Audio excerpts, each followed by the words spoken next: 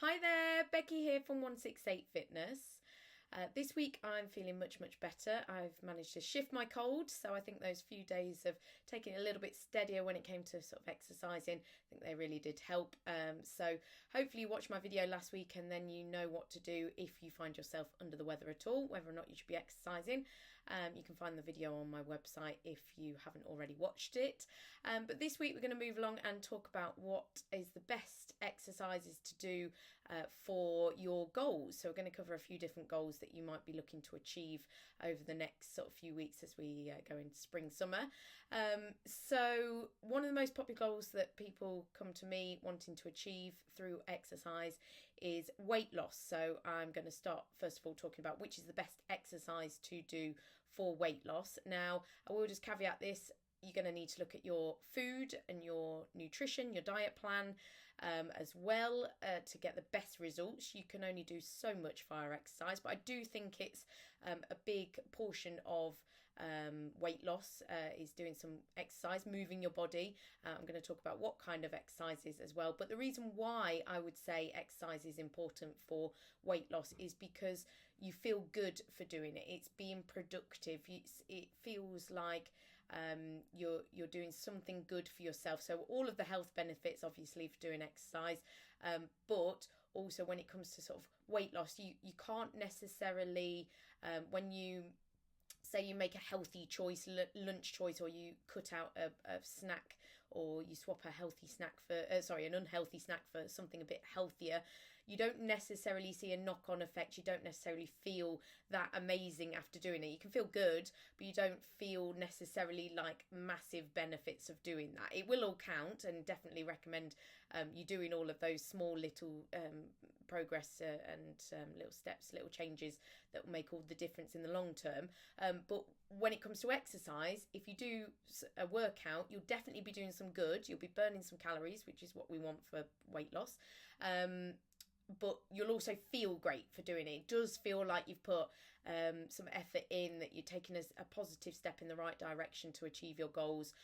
So that's why I would always say sort of starting with some exercise, but also try and combine that with some healthy food choices as well, and maybe looking at your diet plan as a whole. So in terms of what exercise to do for weight loss, really anything that gets your body moving in the best possible ways, gets your heart rate up. That's going to be a good sign of burning lots of calories. Gets you sort of total body workout using lots of different muscles, maybe gets your breathing rate up. So we're talking things like cardio, but it could be also things like resistance training. It could be a HIIT workout, circuit kind of style HIIT workout. Of course, what we do, bounce classes, that's always going to burn lots of calories. We're sort of talking for a bounce class, we're sort of talking between sort of, well, it does depend on how much the participant weighs. A heavier body mass, you are going to burn more calories. But generally speaking, we're talking 200 to 300 calories. Some people might burn more, some people might burn a bit less, but probably around 300 calories for a class. So that's good. And also because it's enjoyable, and you're also going to get some resistance training as well, so that's going to be a good combination total body workout. That's why it is good for weight loss, our bounce classes, but also aside from that, you could be doing things like running. That does expend a lot of energy. That's just because the reason why it feels so hard, why a lot of people find running really difficult, is because it is working lots of different muscles, like your whole body is working at the same time. But that's also why you get the calorie expenditure. That's why it is good for weight loss as well. So things like running, but it doesn't have to be running. It could be swimming, it could be cycling, anything, like I say, that moves your whole body, also gets your heart rate up, that you find quite challenging. We want to be working at a sort of a good pace that we can sustain for sort of maybe 30 minutes, maybe 45, maybe an hour, but just something that we can do that we can keep doing as well. So that's also one of the things I was going to say. So some of the best exercise, the best exercise that you can do is something that you will enjoy, you'll stick with, and you'll keep doing it for a longer term, especially when it comes to weight loss. So yes, you might go out for a run, but if you absolutely hate it, you're probably never going to go out and do it again, and then you're not actually going to achieve your weight loss goals in the long term. You'll feel okay for doing that one run, but if it's not something you enjoy, not something you see yourself doing longer term, then it's probably not the right exercise for you. So the right exercise for you for weight loss or for any of the goals that I'm going to talk about is one that you enjoy, you're going to keep doing, and you'll also feel comfortable doing it. It's good for your body. You don't feel like it hurts in the wrong way. It's good to feel that you're moving and you're working. You might ache a bit the next day, but if it doesn't feel like it's comfortable, or there's potentially you're going to get injured, or it hurts in your knees, your joints, things like that, then it's probably not the right exercise for you. We need to be doing these exercises, whatever you choose to do, we need to be doing them longer term to get the benefits. So just going back to that, something cardio, something that gets your heart rate up, also something like higher intensity, like a HIIT workout that might have more sort of conditioning exercises in there, like things like squats, burpees, press ups, things like that, but have them intermittently with cardio intervals as well. So you sort of off the floor, you're jumping up and you're doing something cardio, like sort of jump jacks, burpees, things like that, and then maybe you're having a little bit of active recovery, doing your sit-ups, your press-ups, your squats, things like that. That's what we do at Bounce, basically, is sort of like a higher intensity interval training kind of circuit style sort of interval training session, and that is going to get you really good results for calorie burning, but also for fitness as well, which is my next thing that I'm going to talk about. So what is the best exercise to do for fitness? Now, it depends what you're defining fitness as, and I think most people think of fitness being sort of cardio fitness, i.e. can you get up the stairs without getting out of breath? Can you run around after the kids without feeling too tired? That's generally what people talk about fitness.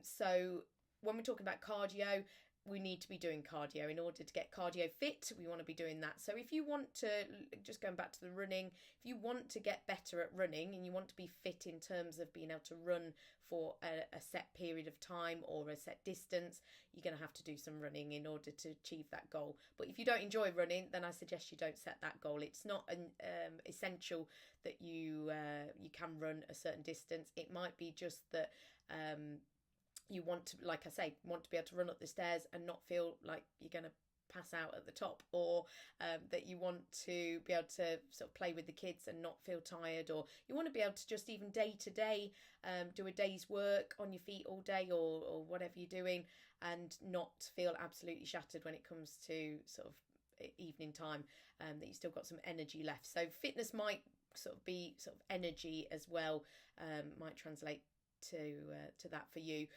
So yes, something kind of cardio, something that's going to get your heart rate up. That's what we want. So we want your heart beating at a safe but sort of applying a certain amount of stress to your heart. That's what we need to do, but a good, like, healthy amount of stress, so nothing too much.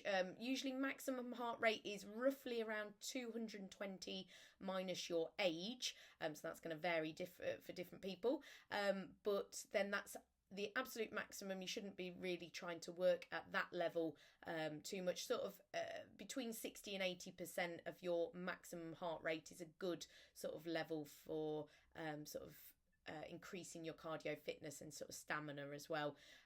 So yeah, you can work that out yourself. Some watches also will point you in the right direction with that, but ask me if you've got any questions.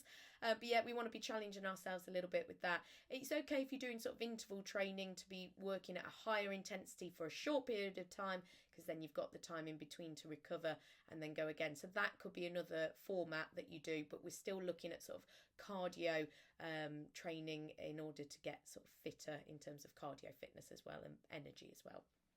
What else have we got? So, yeah, toning. That's another goal that people come to me for. So what's the best exercise for toning? We're thinking things like what we've already talked about, your resistance, or it could even be body weight training, but your conditioning exercises, things like your squats and your lunges for lower body toning. Then we've got sort of your press ups, your tricep dips. Could be using weights as well for your upper body, and then for sort of like core conditioning, toning the ab muscles, things like sit-ups, crunches, planks, things like that. So if you need any help with those, we do them in our classes, our bounce classes as well. That's your sort of active recovery intervals, but also we do online personal training, which is a lot around sort of resistance training, conditioning, those sort of things for strength and for toning as well. So please do get in touch if you're interested in trying that.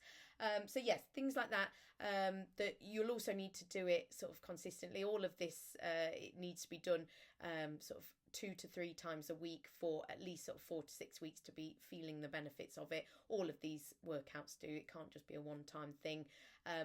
Being consistent with it is definitely key as well for getting the results. Pilates, sorry, I've jumped the gun a little bit there. So what is the best exercise for flexibility? We're looking at things like Pilates and yoga, stretching. Those sort of things are going to be really good for flexibility. I am naughty and don't do all that much of those type of workouts, but I know I definitely should. So for things like just feeling more flexible in yourself. My hamstrings could definitely benefit from doing a bit more flexibility work and stretching. Things like for preventing back pain, Pilates, yoga, really good for core strength as well, and that's going to really protect your back and support your middle area. So definitely would recommend doing some of that as well. Everyone could benefit for that. And then, like, just going back to what I said, the best exercise that you can do for any of these goals or any of the goals that you do have is going to be something that you enjoy. So if you really love Pilates, yes, you're not going to necessarily get the cardio side of it. So I would recommend adding in some sort of cardio exercise as well. But your main exercise needs to be something that you can enjoy and want to keep doing regularly. Rather than doing something just because I've said it's good for you or someone else has and following everyone else. Last one then, just best exercise to do for sort of strength. That's going to be sort of your weights and your resistance training again, and just looking at sort of a progressive program of increasing the weights, increasing the reps that maybe that you can do at a certain weight. That's going to increase your strength as well. But there's lots more goals that you may have, but they're just some of the most common ones that people come to me looking to achieve. If you're looking to improve your health, for example, then just like I say, a combination of these exercises is going to be good.